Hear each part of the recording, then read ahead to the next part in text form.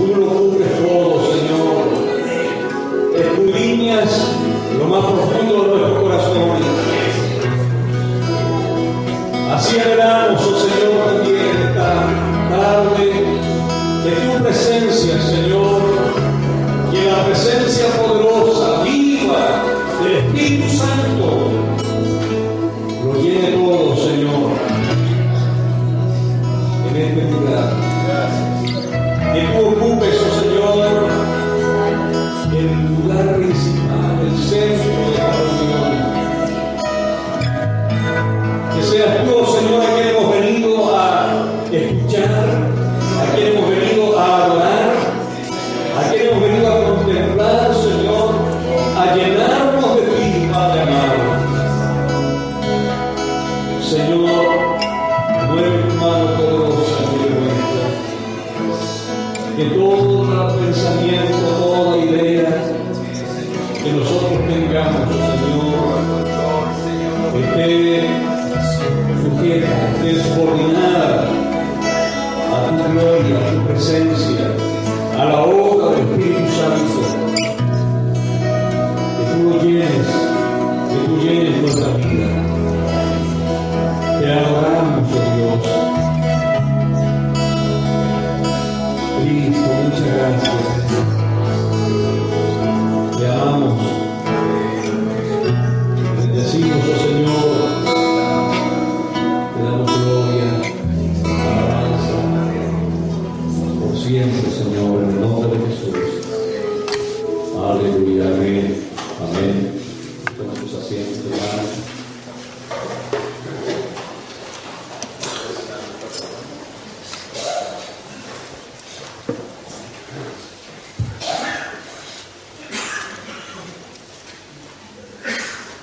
Quisiera invitarles, hermanos, a ubicar en sus Biblias, ahí sí, la primera carta a los Corintios, en el capítulo 10.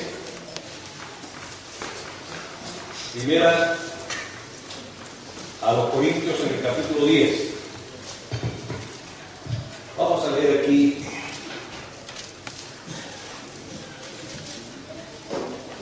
dos versículos. Vamos a leer aquí tres versículos son.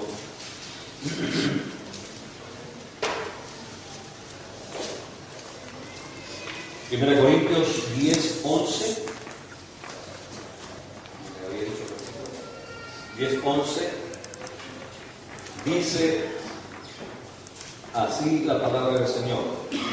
Y estas cosas les acontecieron como ejemplo y están escritas para amonestarnos a nosotros, a quienes han alcanzado los fines de los siglos. Así que el que piensa estar firme, mire que no caiga. No os ha sobrevenido ninguna tentación que no sea humana, pero fiel es Dios, quien no os dejará ser tentados más de lo que podéis resistir, sino que dará también juntamente con la tentación la salida para que podáis soportar. Hasta ahí vamos a leer esta palabra. Quiero invitarles a que le demos gracias al Señor por esta oportunidad, por la palabra misma, que el Espíritu Santo habla en nuestro corazón, que el Espíritu de Dios ocupe esta palabra, que es palabra de Dios, ocupe mi vida como un instrumento para la edificación de cada uno de esta mañana. Amén. Señor, muchas gracias. Te agradecemos por la bendición que nos das, oh Dios, de adentrarnos en esta tu palabra. Señor, lo hacemos con el verdadero sentido que esto tiene, Padre amado, entendiendo que esta es tu palabra, es palabra inspirada por el Espíritu Santo, palabra toda ella eficaz, toda ella buena para nuestras vidas. Y Señor, tú has de usar, Señor, mi vida. Yo te ruego, Dios, que me guíes, me ayudes para que toda gracia y toda sabiduría, oh Señor, que emana de ti, pueda, oh Señor, servir de bendición y de edificación para cada uno de los que estamos aquí esta mañana. Guíanos, oh Dios, bendícenos. Te agradecemos, te bendecimos en el nombre de Jesús. Amén. Amén. Muchas veces nos preguntamos nosotros qué objetivo tiene que en el Antiguo Testamento, y varios de esos ejemplos del Antiguo Testamento están repetidos en el Nuevo Testamento también. ¿Qué objetivo tiene que nosotros los estudiemos, que estén formando parte de la Biblia, que estén formando parte de las Escrituras? ¿Qué objetivo tiene? Eso hace tantos siglos atrás ya, hace miles de años atrás que ocurrieron todas aquellas cosas. De las victorias que Israel vivió, de los fracasos que Israel tuvo también, de sus rebeliones contra Dios, de los errores y pecados que cometieron. ¿Qué objetivo tiene que nosotros nos detengamos a estudiar y analizar todas estas cosas? Debemos partir, hermano, diciendo que Dios es el que inspiró las Escrituras. Dios fue el que ocupó a hombres, ¿ya? Hombres que amaban a Dios, que tenían temor de Dios en sus corazones, sobre los cuales vino el Espíritu Santo y les guió, les motivó, les inspiró a escribir y a relatar aquellos acontecimientos, tanto los buenos como los malos. Y ahí vemos cómo Dios no oculta ninguna de las cosas que su pueblo, sus siervos en el pasado hicieron. A veces nosotros nos sonrojamos cuando vemos las cosas que hicieron algunos en el pasado. Y sin embargo Dios llevó a los hombres a escribir aquellas cosas. ¿Con qué sentido? ¿Por qué razón?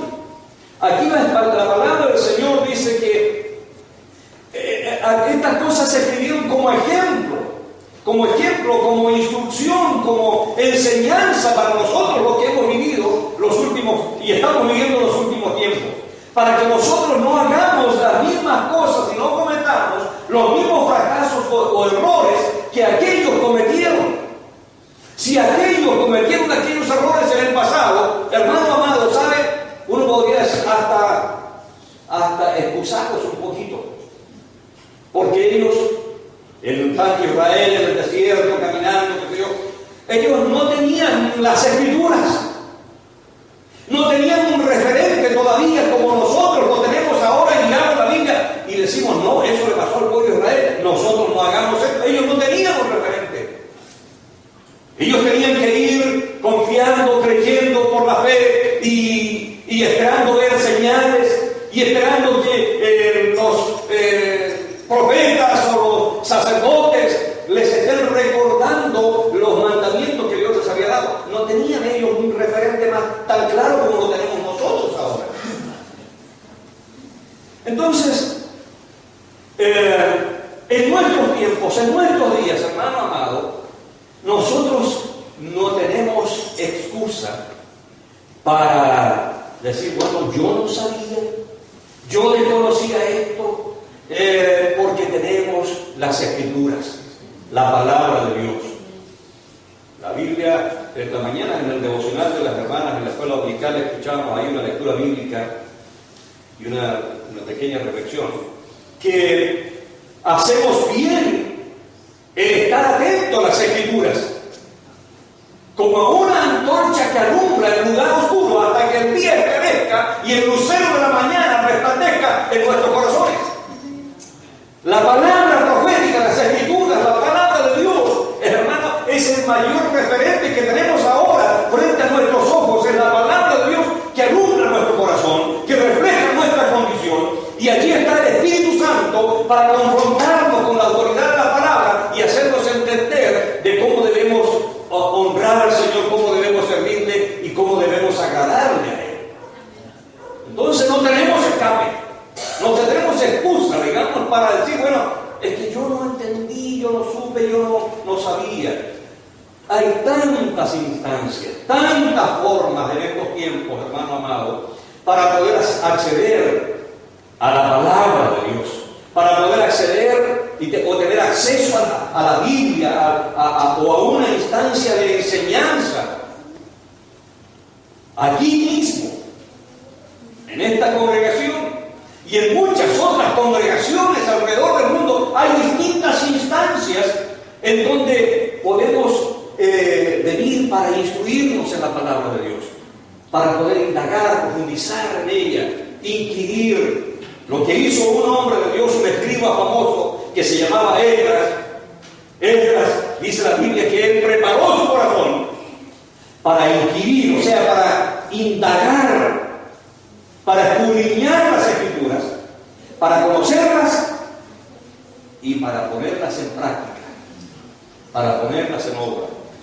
Entonces, Dios nos llama y nos confronta y dice aquí la palabra: y estas cosas les acontecieron como ejemplo y están escritas para amonestarnos a nosotros, a quienes han alcanzado los fines de los siglos, de los tiempos.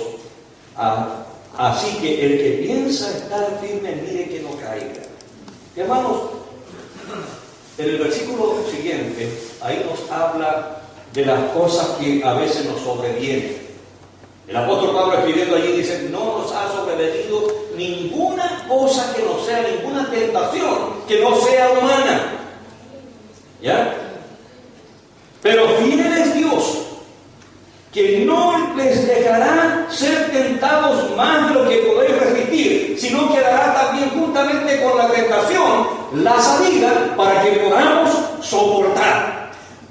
Comenzamos poniendo como estableciendo lo que la Biblia establece, diciendo que Dios no tienta a nadie. Y podemos mirar en Santiago, en el capítulo 1, la carta del apóstol Santiago, en el capítulo 1 la Biblia dice lo siguiente: mire, cuando alguno es tentado, dice en el versículo 13, cuando alguno es tentado, no diga que es tentado de parte de Dios. Dios no nos tienta. Dios no nos anda presentando la tentación. ¿Ya? Dice, cuando alguno es tentado, no diga que es tentado de parte de Dios, porque Dios no puede ser tentado, ni Él tienta a nadie. Comenzamos estableciendo eso, lo que la Biblia establece, que Dios no nos tienta, que la tentación no viene de Dios. Cuando nos enfrentamos a la tentación, hermano, empezamos a darnos cuenta, o tenemos que entender que la tentación no viene de Dios, sino del tentador, de aquel enemigo de nuestras almas y enemigo de Dios. Y eso es lo que a veces nos hace tener dudas, temores, porque a veces pensamos que Dios nos expone, que Dios nos tienta, y a veces estamos solos o expuestos al fracaso o a la caída. Dice la Escritura aquí que Dios nos dará la forma, la manera, nos dará la ayuda que necesitamos para que podamos resistir la tentación y salir adelante. Jesús advirtió a los discípulos. Él les dijo: miren, oren y velen cada día para que no caigáis en tentación, para que no fracasen frente a la tentación, para que no tengan que llorar por haber fracasado frente a la tentación. Hermano amado, el camino que nosotros recorremos está muy matizado. En nuestro caminar cristiano está bien matizado a veces. Tenemos nuestros momentos buenos o a veces nuestros momentos de fracaso, de incertidumbre, muchas veces de dolor. A veces tenemos que pasar por situaciones que nunca imaginamos que teníamos que pasar. Vivir experiencias que nunca imaginamos que teníamos que vivir. Dolores, experiencias, tristezas que nunca imaginamos que teníamos que vivir. Entonces a veces tenemos que entender que Dios permite que a veces la prueba venga sobre nuestra vida. Dios nos prueba. La prueba viene de Dios, no la tentación. La tentación es para hacernos fracasar, para destruirnos para hacernos renegar contra Dios, para hacernos volver atrás, para que fracasemos, para que renunciemos, para aquello viene la tentación. La prueba, hermano amado, la prueba que Dios permite. Dios probó a su pueblo Israel en el desierto muchas veces. Y Dios hoy día también nos prueba a nosotros, para que nuestra fe, nuestro compromiso con Dios sea más consistente, para que nuestra relación con Dios sea creciente, se fortalezca cada día, que nuestro amor a Dios se consolide, se afirme. Hace algunas semanas atrás les decía que a veces un árbol cuando es sacudido, hermano, hace que sus raíces profundicen mucho más. A veces podrá tener incluso poco terreno vegetal donde afirmarse, pero es cosa que vamos a la costa aquí mismo, en Cucao, ¿ya? Y usted ve las montañas y ve los árboles grandes o pequeños ahí peinados como una gran mano que pasó sobre ellos por el viento permanente, el viento terrible que está dando sobre ellos cada día. Y ahí están aquellos pequeños arbustos o árboles gigantes agarrados a pequeñas porciones de tierra y gran parte de roca, pero están firmemente arraigados allí, porque el estar siendo sacudidos permanentemente hace que sus raíces se fortalezcan más. La prueba busca que nuestras raíces, que nuestra declaración de amor hacia Dios se fortalezca cada día más en medio de las pruebas, en medio de las dificultades. Cuando a veces las cosas son tan fáciles, tan livianas, de repente cualquier viento, cualquier brisa nos hace desviar o nos hace decaer y nos hace debilitarnos.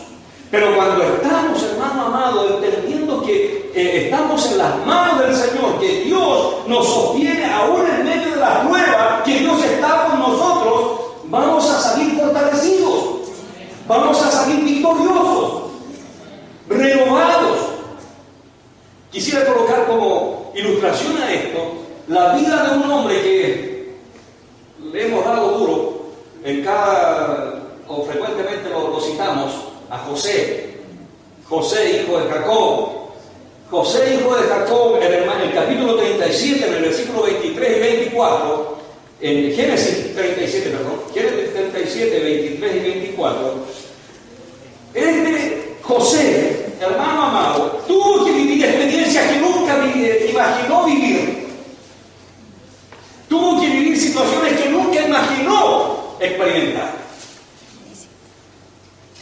Su carácter, su persona y su fe en Dios, su devoción hacia Dios fue probada tremendamente. Y hubo momentos en que estuvo arriba y hubo momentos en que estuvo también por allá abajo.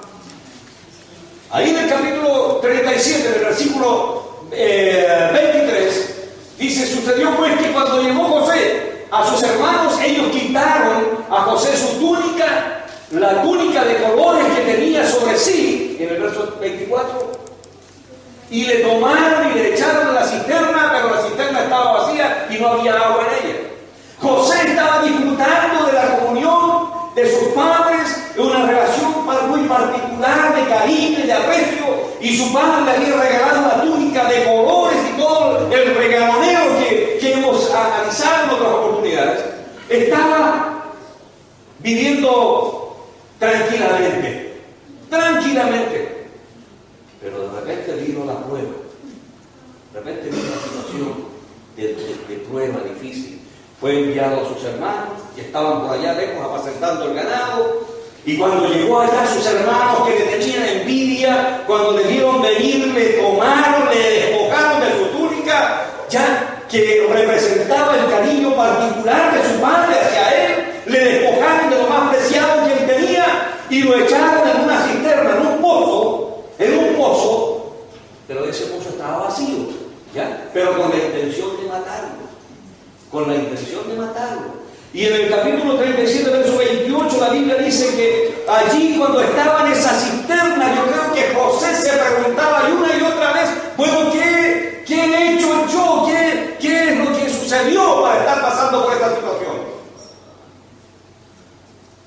De estar en la cisterna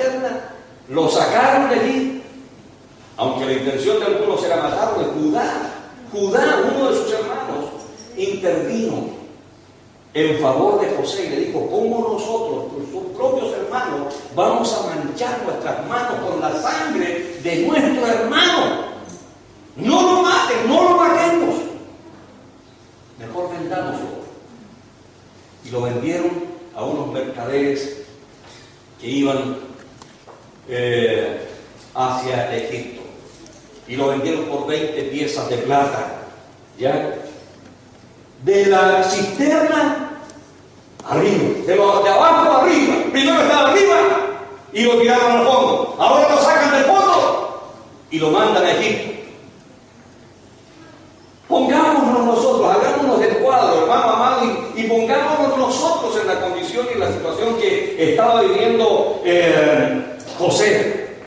Y estando en Egipto, ya lo mandaron a la casa de Potifar, un hombre importante, una autoridad allí. Y estaba él ahí sirviendo con alegría. Bueno, ya felizmente caí en un buen lugar. Dios me ha ayudado, Dios me ha guardado, me ha amparado y sé que en esta situación Dios está conmigo y me trajo a este buen lugar. Estaba en una buena casa. Pero de la casa de Potifar a la casa de estar arriba, otra vez abajo. A veces andamos así nosotros también. También nos ocurre así, situaciones que nos mantienen, a veces con gozo, andamos alegres, contentos, que todo va bien y el Señor me ha bendecido con mi familia, mis hijos, estamos bien de salud y Dios me ha bendecido mi trabajo, me ha prosperado. Pero de repente viene la prueba, de repente viene la situación. ¿Y cómo enfrentamos esas cosas? ¿Cómo las enfrentamos? Estando allí en la cárcel, en un hoyo, Dios lo sacó. Dios lo sacó y llegó a ser gobernador sobre toda la tierra de Egipto. Hermanos, lo importante es que siempre Dios permitía que José pase por estas experiencias dolorosas, pero Dios estaba al control y siempre Dios lo iba haciendo escalar un peldaño más. No lo dejó allí en la cisterna, no lo dejó allí en la cárcel. Tuvo que experimentar esas situaciones, pero de cada una de ellas el Señor lo sacó y lo hacía escalar un peldaño más. En el fondo de la cisterna, a Egipto. En Egipto a la casa de Potifar. Y después de la casa de Potifar a ser gobernador, pero tuvo que pasar por altos y bajos en su vida. No nos asombremos, por lo tanto, nosotros, como dice el apóstol Pablo, dice, no nos ha sobrevenido ninguna situación que no sea humana, que no podamos resistir, sino que en medio de las situaciones adversas y pruebas que tengamos que vivir, el Señor nos dará también la puerta y la salida para que podamos soportar. Y los propósitos del Señor se irán desarrollando y se irán cumpliendo en la medida en que nosotros nos pongamos en las manos del Señor y aceptemos que Dios es nuestro escudo y que Él es nuestra fortaleza. Si empezamos nosotros a resistirnos en medio de la prueba y empezamos a desconocer la mano del Señor o le damos vuelta la espalda a Dios en medio de la prueba, difícilmente, hermano amado, esa prueba será provechosa para nosotros. Dios lo que espera es que los planes que Dios tiene para cada uno de nosotros, esos planes se desarrollen, se cumplan, se lleven adelante cada día. Para que, como el buen atleta, la buena persona que se dedica su vida a un deporte, se exige cada día más y va superando etapas y va poniéndose obstáculos y cosas para ir desarrollando su deporte de mejor manera y haciéndose más resistente y todo aquello. La palabra del Señor nos anima a nosotros también, porque Dios tiene propósitos mucho más altos que lo que nosotros imaginamos, mucho más altos que lo que nosotros pensamos. Entonces, hermano amado, de hijo pródigo, de hijo perdido, como aquella parábola de Jesús, estar de abajo, el Señor lo hizo volver a su casa con toda bendición. ¿Qué es lo que la palabra del Señor nos habla en el Nuevo Testamento? En el Nuevo Testamento del Evangelio según Juan, en el capítulo 1, en el versículo 11 y 12, capítulo 1, versículos 11 y 12 de Juan.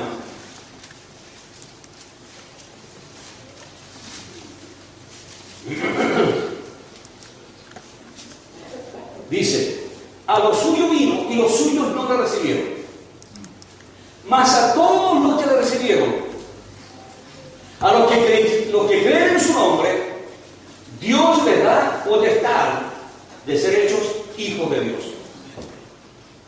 Ahora, ¿cuál era nuestra condición? ¿Cuál era nuestra condición antes de este pasaje? O antes de que Dios haga esto. Porque esto es lo que Dios hizo en favor nuestro y lo que el Señor nos ofrece. Pero nuestra condición era de que estábamos enemistados con Dios. Habíamos hecho lo malo, habíamos pecado contra Dios y el pecado había producido una enemistad entre Dios y nosotros. Pero Dios en su infinita bondad, Él nos rescata de la condición caída, de la condición en donde estamos por allá abajo. Él nos rescata y por la fe que depositamos en su Hijo Jesucristo, por recibirlo en nuestro corazón, Dios nos levanta. Y nos levanta a una posición de hijo. Ahora dice la Escritura: más a todos los que le recibieron, hablando de Jesucristo, a los que creen en su nombre, Dios, el originador, el autor de nuestra redención, de nuestra salvación, Dios nos da la autoridad, la potestad de ser llamados o ser hechos hijos de Dios. ¡Qué bendición más grande, hermano! ¡Qué bendición de estar destituidos de la gloria de Dios! Porque todos habíamos pecado y estábamos destituidos de la gloria del Señor. Mas Dios, en su amor, no nos deja abandonados, sino que envía a su Hijo Jesucristo y Él paga el precio por nuestros pecados. Y luego, por la fe en Él, usted y yo podemos ser declarados hijos de Dios. Hijos de Dios. De las tinieblas a su luz. En Efesios, en el capítulo 5, versículo 8, la Biblia nos habla ahí.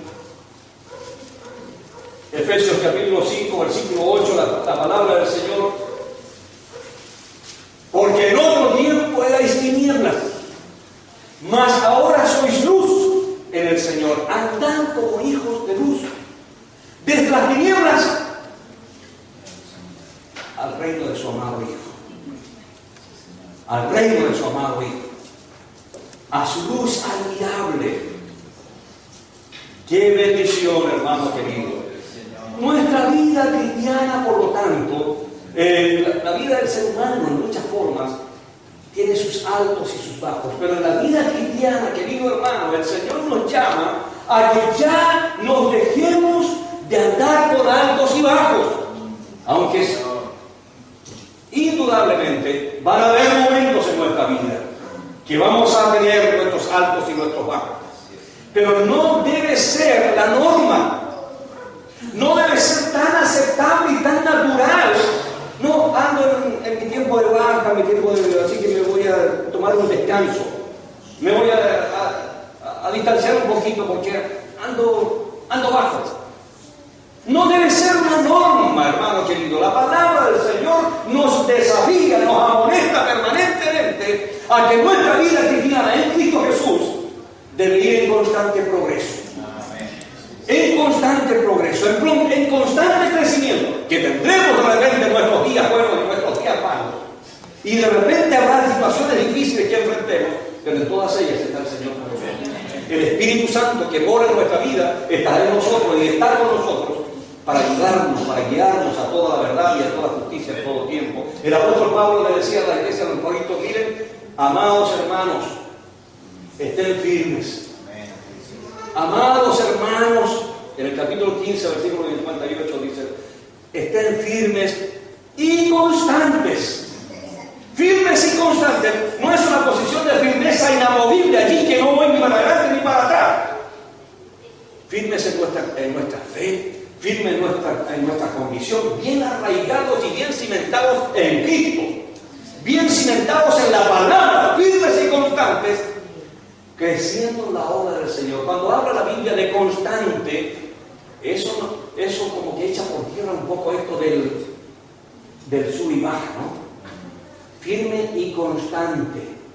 Creciendo en la obra del Señor, dice, creciendo en nuestra relación con Dios, siempre, creciendo en la obra del Señor, siempre.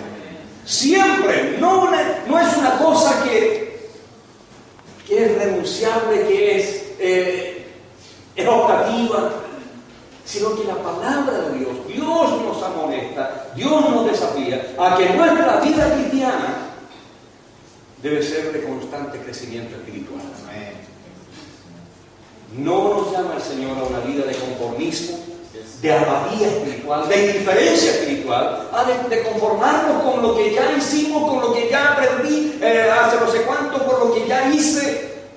No, porque ya le sabía al Señor, ya entonces bueno, ahora que lo haga otro y yo no participo. Hermano amado, en el nombre de Jesús, la Biblia nos amonesta, la palabra de Dios nos amonesta, y el Espíritu Santo nos está allí cada día anhelándonos, deseando que cada día nos pongamos más en su mano, más en las manos del Señor.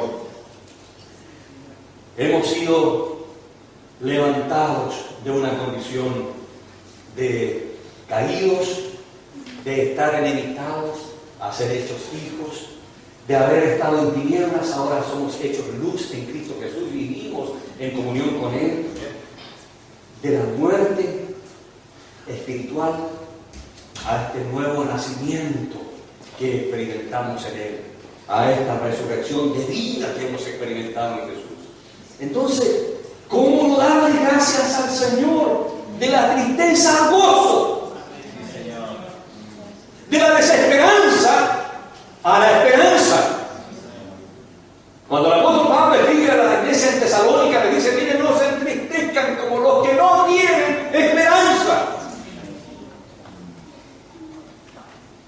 Podemos pasar por pruebas y por tristezas también, y derramar nuestras lágrimas y llorar también, pero no como los que no tienen esperanza. No como los que no tienen. El que no tiene esperanza vive en constante desesperación e incertidumbre y en penas. Pero el que tiene esperanza en Cristo Jesús, el que sabe que Dios es real, el que sabe que Cristo está morando en su corazón, que el Espíritu Santo está habitando en su vida, podrá llorar, podrá pasar momentos difíciles, pero en esperanza. Hay esperanza. Cristo es nuestra gloriosa, nuestra maravillosa esperanza permanentemente y en todo tiempo, hermano amado. De pecadores, por allá abajo, a ser declarados justos por medio de Jesucristo. A ser declarados justos, no por nuestros méritos, no por nuestras obras, sino por la obra perfecta que Jesús hizo. De ser candidatos serios, candidatos seguros al infierno, ahora somos ciudadanos de los cielos. La Escritura dice que nuestra verdadera ciudadanía está en los cielos, de donde vendrá también nuestro Salvador. Usted y yo, que estábamos seriamente, hermano amado, destinados a condenación eterna, al infierno eterno, de dolor y desesperanza, ahora esperamos vida nueva, cielos que nos esperan. El Señor Jesús dijo: no se entristezcan, no tengan temor, yo me voy a preparar morada para que donde yo estoy, ustedes también estén conmigo. Y si me voy a venir otra vez con ustedes. Tenemos esta esperanza gloriosa en Cristo Jesús. Tenemos esta esperanza que nos debe cada día motivar a seguir adelante. Por lo tanto, hermanos amados, y cerrando esta palabra, esta reflexión, la vida de José, haciendo un pequeño, la vida de José tuvo sus altos y sus bajos. Y de todos esos momentos amargos, de todos esos momentos difíciles, que a veces no le encontraba la explicación, Él en un momento dado, cuando vio a sus hermanos que estaban con él allí y se abrazaron y todo, y los hermanos ahí lloraron, diga José, perdónanos porque nosotros queríamos matarte, te hicimos este daño, te hicimos este mal, y tuviste que pasar por todas estas situaciones. José le dice, mira, no se preocupe, porque lo que ustedes hicieron para mal, Dios lo tornó para vida, para preservación de vida. No solamente para la nación de Egipto, sino que especialmente para el pueblo naciente de Israel. Cuando Jacob llegó con toda su familia y con toda su descendencia, llegaron a Egipto buscando ser sostenidos allí por la crisis, por la escasez, por la hambruna que había. Dios preparó, mandó primeramente a José allá. José en la autoridad, y luego hizo venir a su padre. Y cuando ya pasó la crisis, Israel pudo salir nuevamente e ir a la tierra que Dios había prometido a sus ancestros, a Abraham, a Isaac y a Jacob. Cosas que ellos no se imaginaron, ni José se imaginó, los propósitos de Dios. Es por eso, hermano amado, que en medio de la prueba, en medio del dolor muchas veces, sepa usted que Dios tiene pensamientos de bien y no de mal para usted. Para darnos el fin, para cumplir el propósito para el cual Él nos ha llamado, el propósito que Él ha preparado para nuestra vida. Dios tiene pensamientos de bien. No entendemos las situaciones, pero Señor, sé que tú lo sabes. Sé que tú estás al control de esta situación. Señor, no entiendo esta situación que estoy viviendo. No la entiendo, me abruma, me preocupa. Pero Señor, quiero descansar en ti, porque tú eres Dios bueno. En ti he puesto mi esperanza, en ti he puesto mi fe, mi confianza. Sé que tú me has de sacar, me has de ayudar. Dios, hermano amado, eres bueno. Eres Dios de paz. Es Dios que da todos los pasos que sean necesarios para que su propósito sea cumplido, para que usted y yo seamos instrumentos en sus manos también de bendición para otras personas que aún nosotros ahora no conocemos. José no se imaginaba todo lo que iba a bendecir, el hecho de que pase por estas situaciones, de cuánta bendición para otros iba a ser su vida.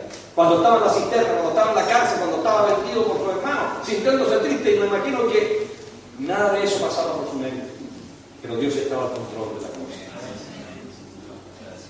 Anímese, no se derrumbe, no claudique, no reniegue, no se rebele contra Dios. Al contrario, ponga su confianza en el Señor, porque Dios ha de hacer que todas las cosas ayuden a bien. Esto es al que conforme a su propósito han sido llamados. Amén. Pónganse de pie, vamos a orar. Vamos a darle gracias al Señor. Vamos a bendecir su nombre. Él es bueno, Él es maravilloso.